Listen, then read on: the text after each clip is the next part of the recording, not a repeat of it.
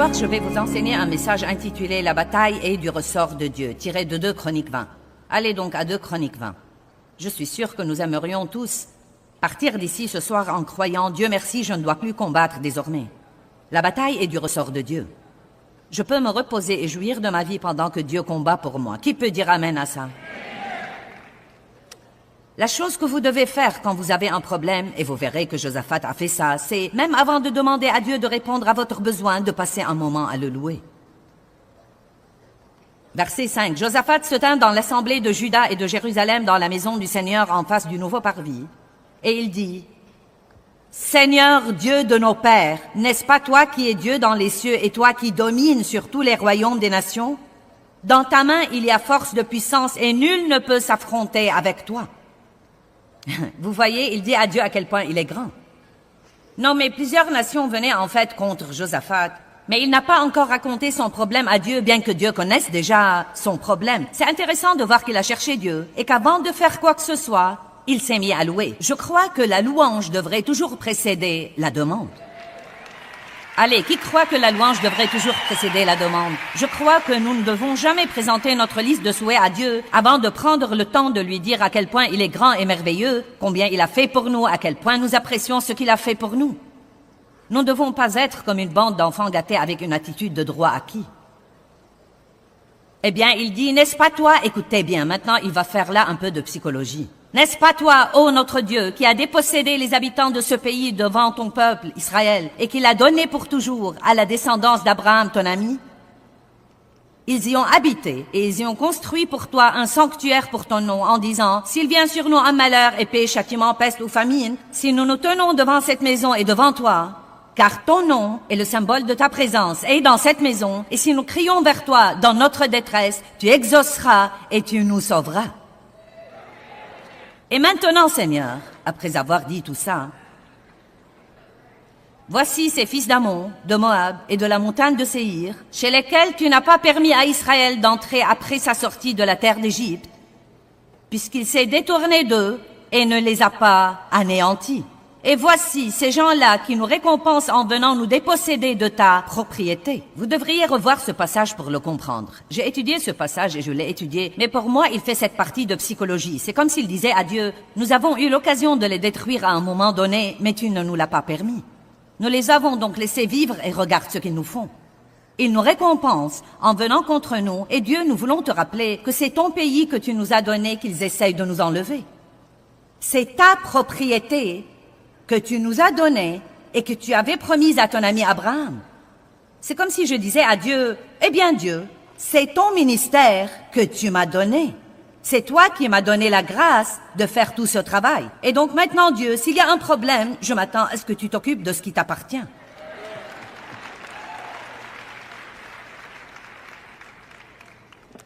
Ce sont tes enfants, Dieu, que tu m'as donnés, et tu m'as promis que si je te les rendais, tu t'occuperais d'eux.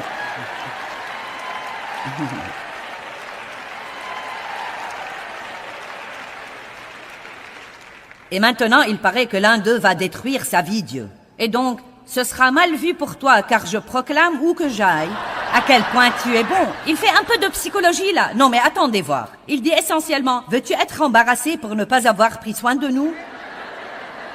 Et Moïse a fait la même chose quand Dieu allait détruire les Israélites. Il lui a dit, nous avons dit à tout le monde, à quel point tu es grand, ça ne va pas être très bien vu.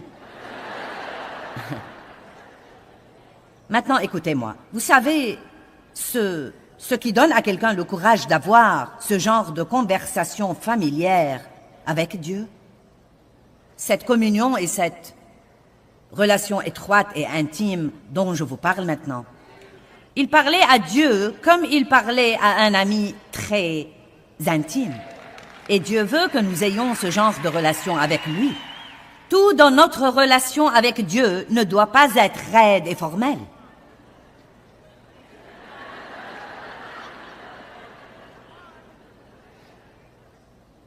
Amen. Vous serez tout excités quand nous terminerons ceci.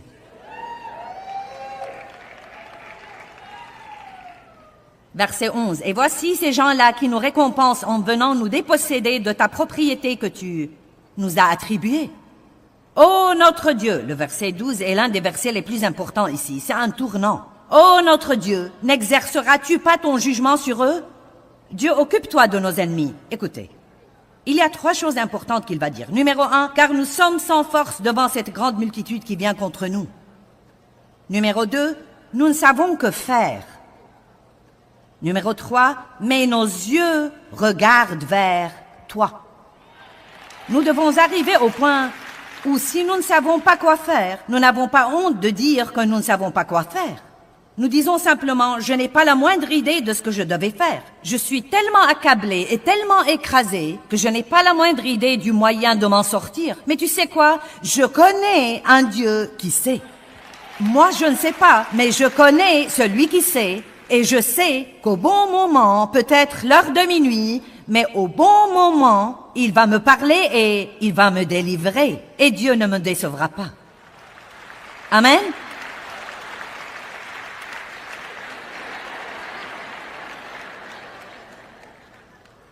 Je déteste quand je ne sais pas quoi faire et que le diable n'arrête pas de m'importuner. Eh bien, que vas-tu faire? Que vas-tu faire? Que vas-tu faire? Que vas-tu faire? Et vous savez, dans mes premières années avec Dieu et pendant longtemps, je ne voulais pas dire « je ne sais pas quoi faire ». Je croyais de tout mon cœur que je devais avoir les conseils divins à tout moment de ma vie. Mais je crois que parfois Dieu nous mène et Dieu nous guide et nous ne comprenons vraiment pas ce qu'il fait. L'attente fait partie de ça. Et l'attente n'est pas toujours la partie facile. Revoyons de nouveau ce verset qui est assez important. « Ô notre Dieu, n'exerceras-tu pas ton jugement sur eux? Car nous sommes sans force devant cette grande multitude qui vient contre nous. » Numéro 1, nous ne savons pas quoi faire. Combien d'entre vous sont en ce moment dans une situation où vous ne savez pas quoi faire? Ça va. Ce n'est pas grave. Vous ne devez pas vous sentir sous pression. Vous pouvez tout de suite vous défouler et vous pouvez dire « Ah, vous ne devez pas vous sentir gêné quand vos amis vous disent « Que vas-tu faire ?» Vous n'avez pas horreur de ça? Vous ne savez pas quoi faire et tout le monde vous dit « Que vas-tu faire ?» Dites juste « Je ne sais pas ». Je n'ai pas la moindre idée et je n'en suis pas stressé car soit que Dieu, soit qu'il ne le soit pas. Et je crois personnellement qu'il est Dieu et donc il va me montrer quoi faire, exactement au bon moment où j'aurai besoin de le faire.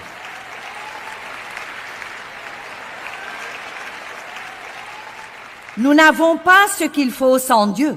Nous savons que faire, mais Dieu, nos yeux regardent vers toi. Humiliez-vous sous la main puissante de Dieu. Tous les jours de ma vie, je ne crois pas qu'il y ait un seul jour où je ne dis pas « Dieu, je ne suis rien sans toi ». Avant d'oser de venir à chacune de mes réunions, « Dieu, je ne suis rien sans toi. Si tu ne m'aides pas, je serai un grand gâchis. » Et j'ai prêché des milliers et des milliers et des milliers et des milliers de fois.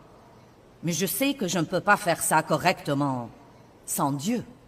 L'humilité est la plus belle vertu que nous puissions acquérir. Jésus était humble, doux et modeste.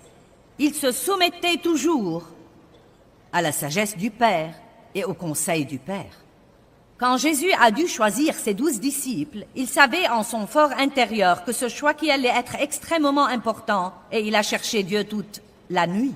Jésus, Dieu lui-même, s'est humilié comme un homme et a cherché le Père, nous laissant un exemple sur la façon dont nous devons nous y prendre. Je ne sais pas comment il a choisi les 12 après avoir prié, mais ce qui m'encourage, c'est qu'il les fait exprès, nous laissant un exemple comme quoi Dieu utilise les gens ordinaires qui n'ont pas tout ce qu'il faut pour montrer sa gloire par eux. Amen.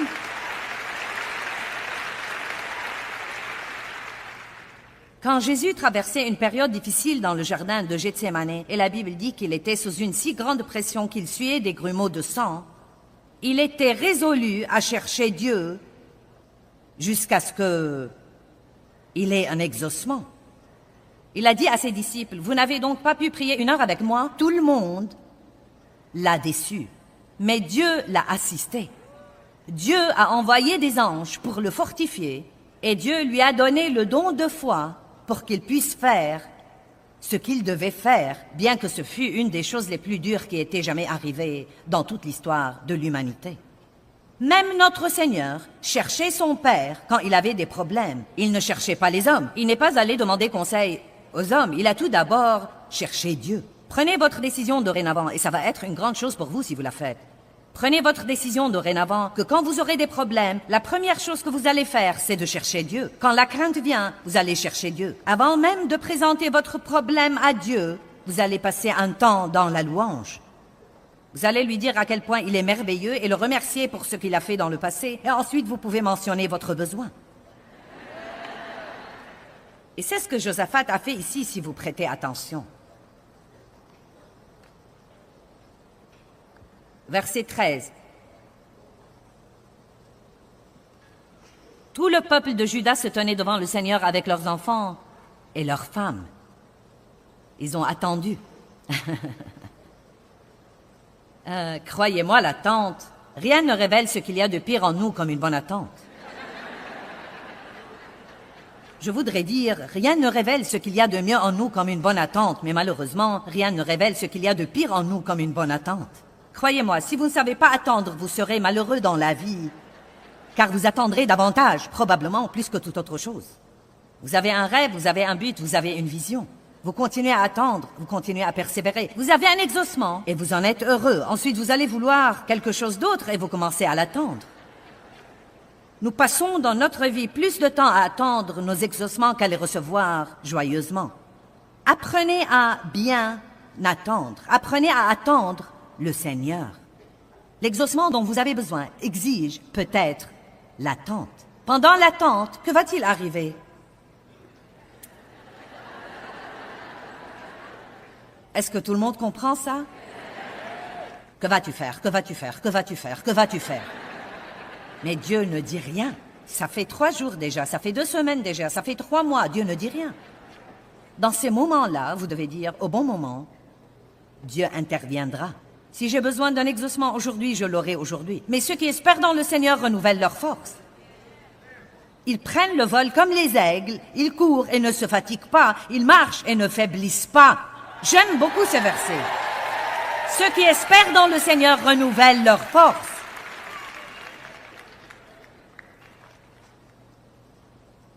Et il y a quelque chose d'autre, et c'est si important que vous le compreniez ce soir. Pendant l'attente de votre exaucement, vous êtes libre de jouir de votre vie. Oh! N'est-ce pas une bonne nouvelle? Pendant que vous avez un problème, vous n'avez pas à être malheureux. Vous êtes libre de jouir de votre vie pendant que Dieu change votre enfant qui est sur le point de vous rendre fou. Vous êtes libre de jouir de votre vie pendant que Dieu travaille sur votre mariage. Vous êtes libre de jouir de votre vie même pendant que les choses dans vos circonstances ne sont pas parfaites. Vous feriez aussi bien de jouir de votre vie. Ça ne va vous aider en rien d'être malheureux.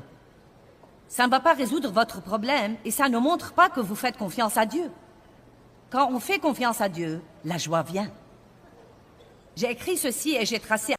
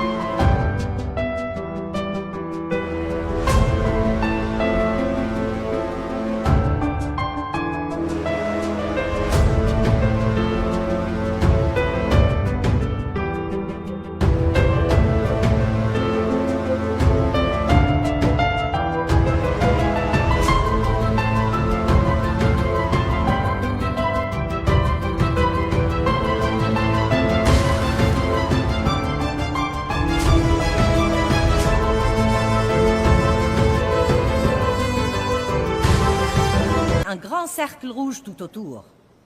Juste là. Une personne joyeuse avec un problème est une personne puissante. Une personne joyeuse avec un problème est une personne très puissante, car la joie du Seigneur est notre force. Le diable sera sur le point de faire une grande dépression quand il fait tout ce qu'il peut faire pour nous rendre malheureux et que nous sommes toujours heureux, nous aimons les autres, nous jouissons de la vie et nous faisons confiance à Dieu. Allez maintenant. C'est notre privilège comme croyants en Jésus-Christ. Mais je vais vous dire quelque chose. Je ne crois pas que nous puissions faire ceci si nous ne passons pas des moments de qualité avec Dieu. J'ai traversé il y a plusieurs années une période dans ma vie où les choses allaient très bien et ensuite j'ai traversé une période où je ne pouvais pas faire que les choses se produisent. Je me réveillais le matin et je me disais, je ne suis pas heureuse. J'allais me coucher et je me disais, je ne suis pas heureuse. J'étais insatisfaite et mécontente et ça a continué pendant des mois. Je ne savais pas où était le problème. J'avais une très bonne vie, mariée, des enfants. J'ai vu dans mes notes que j'avais 6 petits-enfants à l'époque, et donc c'était il y a quelques années, car maintenant j'en ai 10. Et le ministère grandissait et prospérait, mais je n'étais vraiment pas heureuse. Et comme je cherchais Dieu, si vous cherchez Dieu, il vous montrera ce qui ne va pas. Quand vous êtes malheureux, n'allez pas le reprocher à quelqu'un d'autre. Je serais heureuse si tu me prêtais plus d'attention. Je serais heureuse si j'avais une plus grande maison. Je serais heureuse si, je serais heureuse quand, je serais heureuse si. Pourquoi ne pas aller demander à Dieu pourquoi vous n'êtes pas heureux? Allez maintenant, je vous mets au défi. Asseyez-vous avec Dieu et dites-lui, Dieu, je vais te chercher, je veux savoir la cause profonde de ma tristesse. Je veux savoir où est le vrai problème. Je ne veux pas de problème inventé. Je ne veux pas reprocher ceci à quelqu'un qui n'a rien à voir là-dessus. Je veux savoir la vraie raison de mon problème. Et si vous faites ça, Dieu vous montrera. Vous n'avez pas l'air trop content là-dessus. Vous m'avez l'air plutôt effrayé. Eh bien, vous avez mal réagi à ça.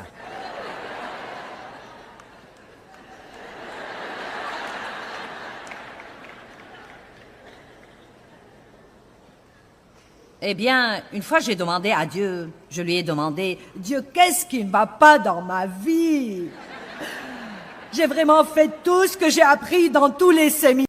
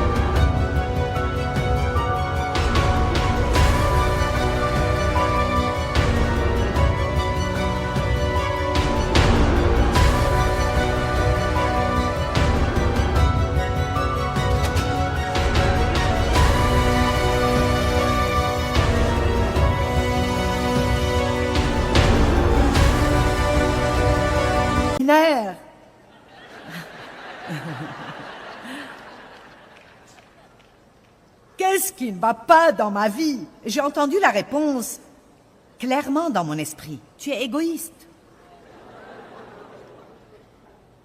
Tu ne peux pas être heureuse et égoïste.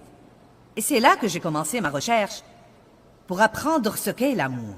C'est pourquoi je sais parfaitement que les gens, je ne dis pas tout le monde, mais beaucoup de gens croient qu'ils savent ce qu'est l'amour parce que c'est un mot que nous lançons souvent, mais ils ne savent pas du tout ce qu'est l'amour.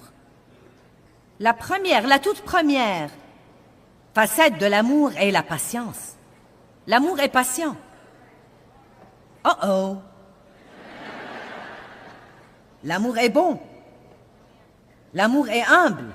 L'amour ne se vante pas. L'amour ne soupçonne pas le mal. L'amour ne cherche pas son propre intérêt et ses propres voies. L'amour est plus qu'un mot. L'amour donne. L'amour est coûteux. L'amour vous coûtera quelque chose. Il vous coûtera du temps. Il vous coûtera de l'argent. Il va falloir sacrifier. L'amour est quelque chose. Et Dieu m'a dit, ton problème est que tu es égoïste. Waouh!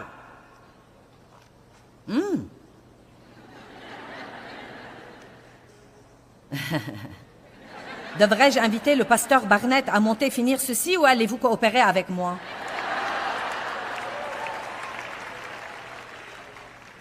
Y a-t-il quelqu'un ici ce soir qui croit que c'est peut-être son problème aussi?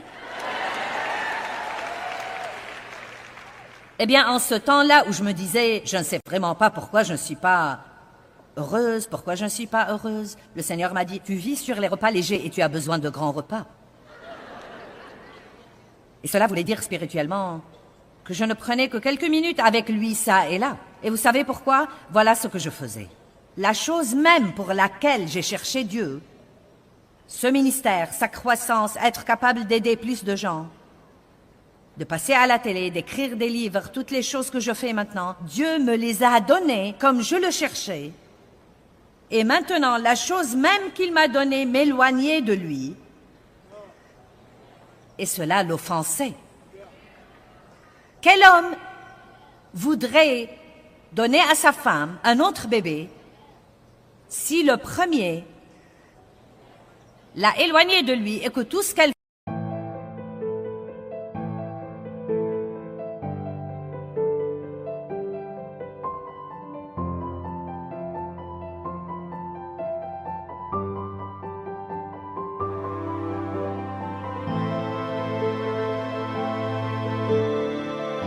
fait maintenant, c'est de s'occuper du bébé. Dieu donne naissance à des choses dans votre vie. Elles sont comme des bébés spirituels, mais vous ne devez pas laisser ces choses vous éloigner du Père même qui vous les a données. Amen. C'est pourquoi j'ai dit ce matin que nous devons toujours définir nos priorités en faisant passer Dieu avant tout. Une personne joyeuse et une personne puissante. Prenez la responsabilité de votre joie si vous n'êtes pas heureux. Je vous mets au défi d'aller demander à Dieu pourquoi. Vous voyez, vous n'êtes toujours pas d'accord avec moi. Si vous avez une mauvaise journée et que vous vous dites « je ne sais pas ce qui ne va pas, je suis de mauvaise humeur, j'ai un esprit de lourdeur, je ne sais pas ce que c'est ». Parfois, si vous repensez un peu à hier, il y avait quelque chose que vous n'avez pas résolu. Vous avez blessé quelqu'un, vous ne vous êtes pas excusé. Vous avez fait quelque chose de mauvais, vous n'avez pas demandé le pardon de Dieu. Vous êtes allé vous coucher le cœur gros. Vous vous êtes réveillé ce matin, vous avez tout oublié, mais cela vous embête toujours. Allez maintenant, demandez à Dieu ce qui ne va pas. Qu'est-ce qui me fait cet effet? Quel est mon problème? Pourquoi suis-je malheureux? Dieu, pourquoi suis-je si difficile à vivre? Pourquoi suis-je soupe au lait? Vous serez stupéfié des réponses que vous aurez.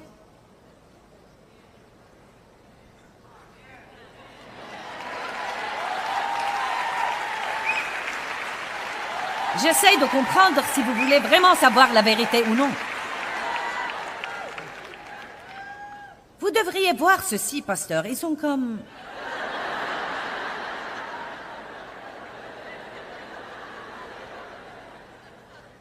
Nous préférerions aller chez le pasteur et lui dire « Peux-tu prier pour moi? J'ai tellement de problèmes avec le diable. »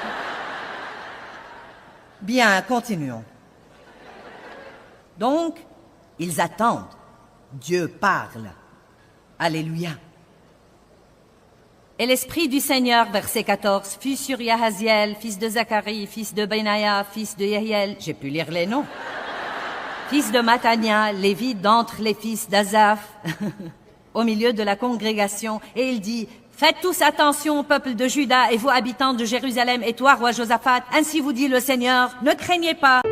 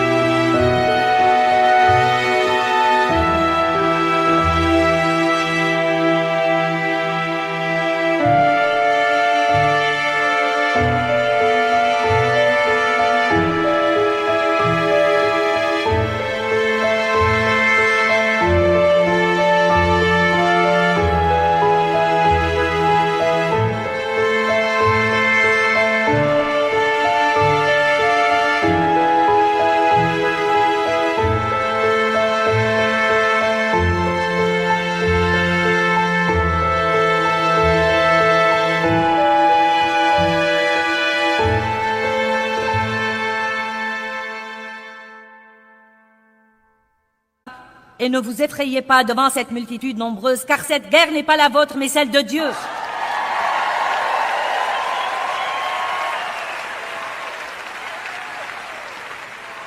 Demain, maintenant il donne l'instruction. Demain, descendez contre eux, les voici qui montent par la montée de la fleur, et vous les trouverez à l'extrémité de la vallée devant le désert de Jéruel. Vous n'aurez pas à y combattre. Prenez vos positions, tenez-vous là, et vous verrez la délivrance que le Seigneur vous accordera. Juda et Jérusalem, prenez vos positions, tenez-vous là. Eh bien, quelle est la position de Josaphat? Comme vous continuez de lire, vous découvrirez que c'était une position d'adoration. Donc Mike va être Josaphat, et il doit adorer ici jusqu'à avoir un exaucement.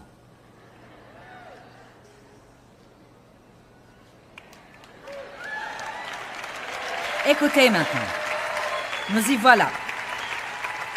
Ne craignez pas et ne vous effrayez pas. Demain sortez à leur rencontre et le Seigneur sera avec vous. Et Josaphat se prosterna le visage contre terre, tandis que tout Juda et les habitants de Jérusalem tombèrent devant le Seigneur pour l'adorer. Et les Lévites du groupe des fils des Kéatites et du groupe des fils des Coréites se levèrent pour louer le Seigneur, le Dieu d'Israël, d'une voix extrêmement forte. Le peuple se leva de bon matin et sortit pour le désert de Tekoa. À son passage, Josaphat se leva pour dire, « Écoutez-moi, Juda et habitants de Jérusalem. Ayez confiance dans le Seigneur, votre Dieu, et vous serez invincibles. Croyez et restez fermes dans ses prophètes, et vous réussirez. » Et écoutez, et il se concerta avec le peuple. Josaphat, pouvez-vous vous lever? Nous devons parler. Nous allons nous concerter. Et quand Josaphat se concerta avec le peuple, il établit des chanteurs pour célébrer le Seigneur et le louer, revêtus d'ornements sacrés. Et ils sortirent devant l'armée en disant, « Célébrez le Seigneur, car sa fidélité est pour toujours. Jouez donc votre rôle et je jouerai le mien. » Adorez. Oh, célébrez le Seigneur, car sa fidélité est pour toujours. Oh, célébrez le Seigneur, car sa fidélité est pour toujours. Oh, célébrez le Seigneur, car sa fidélité est pour toujours. Oh, célébrez le Seigneur, car sa fidélité est pour toujours. Maintenant, regardez ce qui est arrivé. Et au moment où il commençait le chant et la louange, le Seigneur mit des embûches contre les fils d'Ammon et de Moab et ceux de la montagne de Séhir qui venaient contre... Step 1, wake up early, gonna rise with the sun. Step 2, get some good, some food in you. Step 3, think real hard about what you wanna be. Step 4, everybody just do your thing. Wake up, today's gonna be a good day. Wake up, today's gonna be a good day. Wake up, today's gonna be a good day. Wake up, today's gonna be a good day. Wake up, today's gonna be a good day. Wake up, today's gonna be a good day. Wake up, today's gonna be a good day. Wake up, today's gonna be a good day. Yo, set your affirmations, aspirations. I got shit to do, the aftermath of preparation. Good food, good mood, blood in circulation. One step at a time, yeah, that's how you make it. Set a goal you control and the steps you take them. I try to pick one thought, have some concentration. And if I make a mistake, it's called education. I try to do this every day, call it replication. Wake up, today's gonna be a good day. Wake up, today's gonna be a good day. Wake up, today's gonna be a good day. Wake up, today's gonna be a good day. Wake up, today's gonna be a good day. Wake up, today's gonna be a good day. Wake up, today's gonna be a good day. Wake up, today's gonna be a good day. So life ain't easy, yo, I think there's a reason, though. Ups and downs, just like every different season, yo. Sometimes I'm high, other times I'm barely breathing, though. I always gotta fight and hide from the demons, yo. Negative thoughts are poison, they rot. Head full of flies, so here come the clouds. They'll never stop unless I can swap all the bad for the good in my head when I'm lost. Yeah, so I'ma fake it till I make it. Positive thoughts are overtaken, I got patience. One day at a time is how you operate a cadence. A flow, you grow, you show yourself a foundation. Stay away from all the shit that causes temptation. I know that I like to do it cause it's sensation. I live my life in my head like a narration. Don't expect greatness, do my best, man, I'll take it. Wake up, today's gonna be a good day. Wake up, today's gonna be a good day. Wake up, today's gonna be a good day. Wake up, today's gonna be a good day. Wake up, today's gonna be a good day. Wake up, today's gonna be a good day. Wake up, today's gonna be a good day. Wake up, today's gonna be a good day. Wake up early, gonna rise with the sun. Step 2, get some good, some food in you. Step 3, think real hard about what you wanna be. Step 4, everybody just do your thing. Judas, et ils se battirent entre eux. Ils se sont entretués. Leurs ennemis étaient très désorientés par la louange et l'adoration. Le diable était si embrouillé pour ne pas avoir pu troubler le peuple qu'il est entré dans le camp et les ennemis se sont entretués. Ils ont commencé à se tuer. Allez, louez le Seigneur! Quand vous ne savez absolument pas quoi faire dans votre situation et que vous attendez Dieu, je veux vous encourager à vous reposer dans le fait que Dieu combat à votre bataille et qu'il marche devant vous. Ce n'est pas parce que vous n'avez pas encore vu d'exaucement que Dieu ne travaille pas dans les coulisses et dans le secret pour vous l'apporter. Soyez une personne qui reste joyeuse pendant que vous attendez et à ce moment-là, vous serez une personne puissante aussi.